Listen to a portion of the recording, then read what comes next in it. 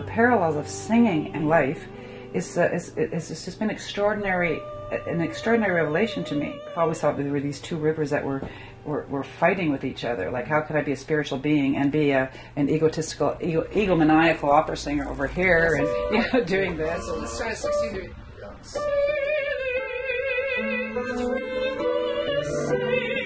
a little lower there. I do it the first time, but. There's so much angst in opera. I mean, there's all this murder and mayhem and losses of love, and everyone's tearing out their hair, and this makes for great opera, right? So then I used to think, well, what is the point of all this? Like, it's great to be screaming. It's wonderful catharsis. I can sing all these emotions.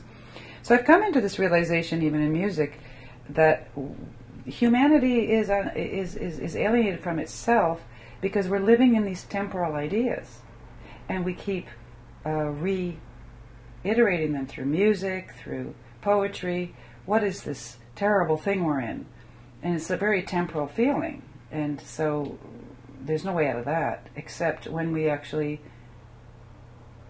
put our minds and our souls and our hearts towards what is eternal in us. So that which I really am, that being that I really am, that spiritual entity that is actually having a physical experience in a body, that which I really am has this spaciousness, this presence, this expansion that can feel what is eternal, and music can do that.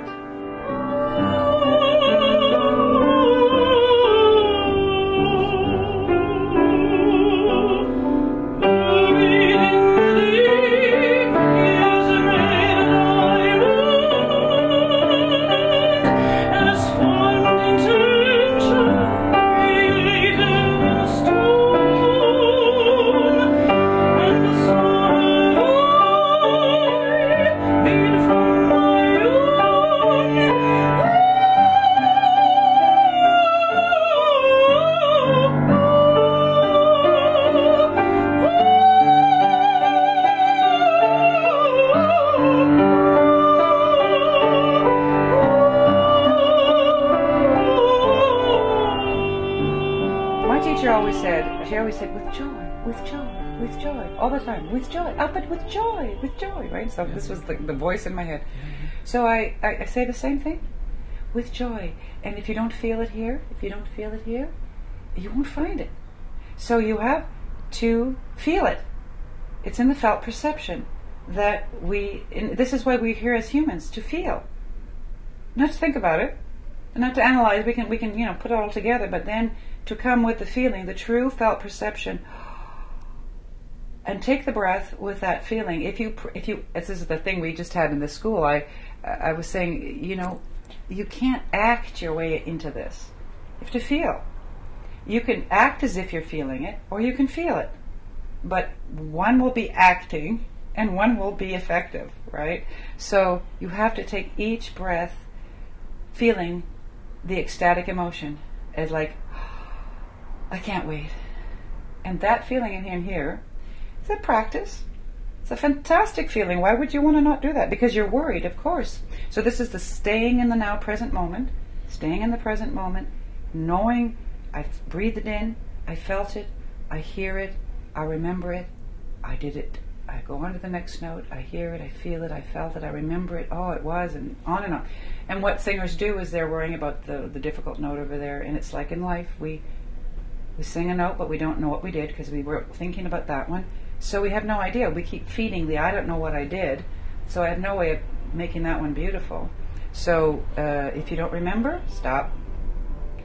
To practice remembering, practice being in it, and then you will have prepared that moment, and it will be splendid, because all of these moments were splendid. So it's that power of now, that power of present, and that's the most obvious, beautiful parallel between life, spiritual practice, and singing. Yeah, I'll follow you. I'll take your cue. This was really at this tempo. We're slower than we used to be, and I like it because now this is actually makes some sense. Before it was a little bit awkward. Beauty for me has been sort of the key core. So I'm a taskmaster for discipline, because I think that's also part of the spiritual practice. To stay aware of how beautiful everything is, one has to stay aware, because it can be so implosive right away, immediately on our imprinting from childhood, from the parents' childhood. I mean, the imprinting and the legacy that we've experienced in the history of mankind is quite horrendous. Ready to go, so whenever you're ready. Okay. Those are the things on the ears. I sit here in this beautiful place in the world and think, well, I'm not over there where hell is happening, you know. And there I did quit singing in '94 because really I could not open my throat to sing while I understood Rwanda was happening. There was something in me that responded so viscerally to that I stopped singing.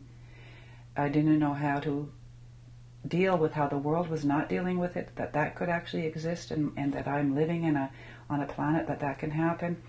It was energetically took me down. It just took me down to my knees. And gradually, when I came back to understand that it was through my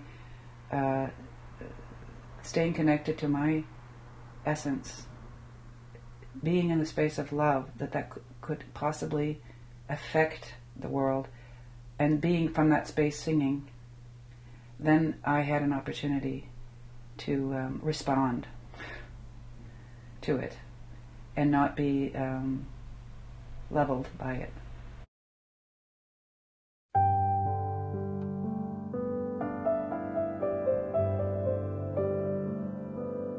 I feel that if we, one person at a time, are to stay in our essence and to really experience our essence and to breathe in this fantastic place on a daily basis, we can find connection. Music helps me get there for sure, but I want to learn how to do it without just you and me. How do we connect? How do I connect with the people I'm with?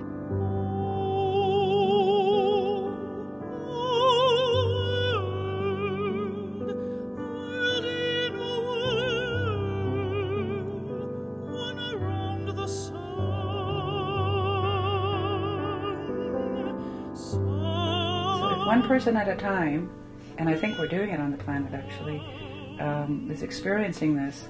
We stay connected, we keep from being separated from each other. Love has its own, it's not me loving you, it's me being in the space of love. Love is much greater than anything I can manufacture. It's a big task, but it's a small one. It's right here, one person at a time. That's it. You can come.